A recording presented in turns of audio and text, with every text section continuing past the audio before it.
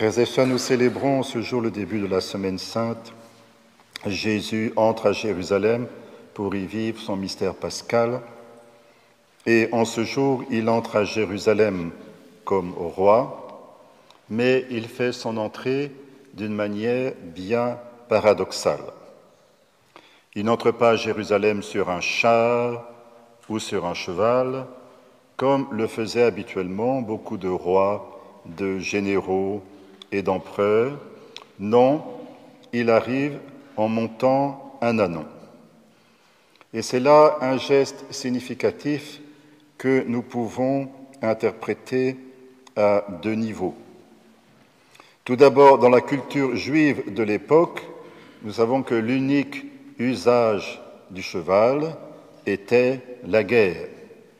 En effet, on n'utilisait pas le cheval pour les besoins de l'agriculture, on utilisait plutôt les bœufs pour cela.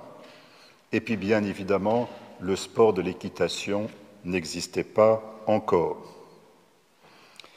Donc, Jésus ne veut pas faire son entrée à cheval pour ne pas faire croire qu'il est un chef de guerre qui, naturellement, va chasser les Romains de la Terre Sainte. L'âne, au contraire, ce n'est pas un animal de guerre. On ne fait pas la guerre sur un âne. C'est un animal pacifique. Nous pouvons remarquer dans l'Ancien Testament que Adonias, le fils aîné de David, qui comptait bien succéder à son père sur le trône d'Israël, aimait monter sur un char conduit par des chevaux. Nous lisons en effet dans le premier livre des rois, Adonias, le fils de Haggith, jouait au prince en disant « C'est moi qui régnerai ». Il s'était procuré char et attelage et 50 gardes qui couraient devant lui. Il s'aboucha avec Joab, fils de Sérouia, et avec le prêtre Ébiatar, qui se rallièrent à la cause d'Adonias. Salomon, au contraire, roi pacifique, fit son entrée à Jérusalem sur la mule de son père David. Et c'est lui qui régna sur le trône d'Israël. Le contraste entre les deux frères est significatif. Nous pouvons aussi remarquer que l'âne a la réputation d'être un animal têtu. Peut-être pouvons-nous inférer quelque chose de ce caractère de l'âne. Je ne dirais pas que Jésus était têtu, mais il est clair en tout cas qu'il était bien déterminé dans ses choix et qu'on ne pouvait pas le détourner de sa mission. Quand il prit la route, le menant à Jérusalem, saint Luc nous dit qu'il affermit sa face, c'est-à-dire qu'il partit résolument. Et Pierre a fait l'expérience de la détermination de Jésus quand il a essayé en vain de le détourner de sa passion. À un deuxième niveau, nous pouvons regarder ce que la Bible dit de l'âne, et il apparaît alors que Jésus accomplit les prophéties de l'Ancien Testament, et en premier lieu, la prophétie messianique de Jacob à la fin du livre de la Genèse. Judas est un jeune lion. Il lie à la vigne son ânon, au cep le petit de son ânesse. Il lave son vêtement dans le vin, son habit dans le sang des raisins. Et cet oracle est repris plus tard par le prophète Zacharie.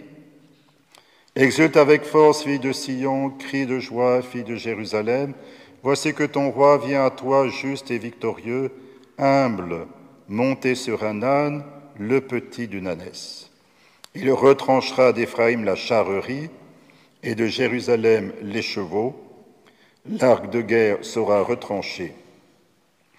Il annoncera la paix aux nations. Son empire ira de la mer à la mer et du fleuve aux extrémités de la terre.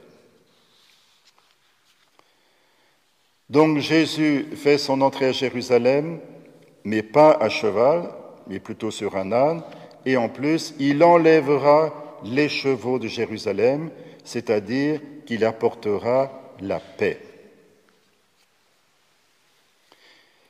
Cependant, il existe deux passages du Nouveau Testament où l'on voit Jésus monter à cheval. Ils se trouvent tous les deux dans l'Apocalypse. Tout d'abord au chapitre 6, le cavalier du premier sceau, armé d'un arc, et d'autre part au chapitre 19, le cavalier blanc, armé d'une épée. Dans les deux cas, il s'agit bien de Christ. Alors certes, l'image symbolique du cheval signifie bien que Jésus apparaît comme un guerrier. Il faut simplement ne pas se tromper sur la nature de ce combat. C'est un combat spirituel contre les forces du mal et non pas une guerre humaine. Rappelons-nous les paroles de l'Épître aux Éphésiens. Ce n'est pas contre des adversaires de sang et de chair que nous avons à lutter, mais contre les principautés, contre les puissances, contre les régisseurs de ce monde de ténèbres, contre les esprits du mal qui habitent les espaces célestes. Ainsi, dès son entrée à Jérusalem, Jésus donne la note. Il vient en roi pacifique, doux et humble de cœur. Il vient détruire le péché qui est la racine de toute violence parmi les hommes. Les apôtres en ont été décontenancés, à commencer par Pierre, qui tenta par 2 fois de s'opposer à Jésus, une première fois lors du lavement des pieds, le soir du jeudi saint, une deuxième fois dans le jardin de Gethsémani, lorsqu'il a sorti l'épée pour essayer de protéger Jésus. L'apparente faiblesse du Christ pendant sa passion est souvent une épreuve pour ses disciples, y compris pour nous. Quand nous voyons le déchaînement du mal et de la violence dans le monde, et Dieu sait que c'est le cas actuellement, nous sommes parfois tentés de regretter que Dieu n'y mette pas fin tout de suite en employant la manière forte pour réduire les agresseurs à l'impuissance. Ou au moins, et c'est déjà mieux, en les foudroyant sur le champ par sa grâce pour les convertir instantanément.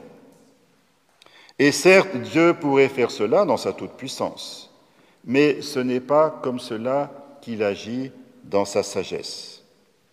Oui, il réduira les agents du mal à l'impuissance, mais il tient compte de la liberté des hommes et ne convertit personne contre son gré. Comme le dit saint Pierre dans sa 2e épître, le Seigneur ne retarde pas l'accomplissement de sa promesse, comme certains l'accusent de retard, mais il use de patience envers vous, voulant que personne ne périsse, mais que tous parviennent au repentir. Alors au début de cette semaine sainte, frères et sœurs, laissons-nous enseigner par le Christ, par ses paroles bien sûr, mais aussi par son silence, par ses gestes, par ses attitudes. Demandons la grâce de croire plus profondément que la folie de la croix est plus sage que les hommes, que la faiblesse de Dieu est plus forte que les hommes. Laissons-nous transformer de l'intérieur par la grâce du Christ pour pouvoir bénéficier pleinement de son salut et en devenir aussi des collaborateurs doux et humbles de cœur à l'image de leur Maître.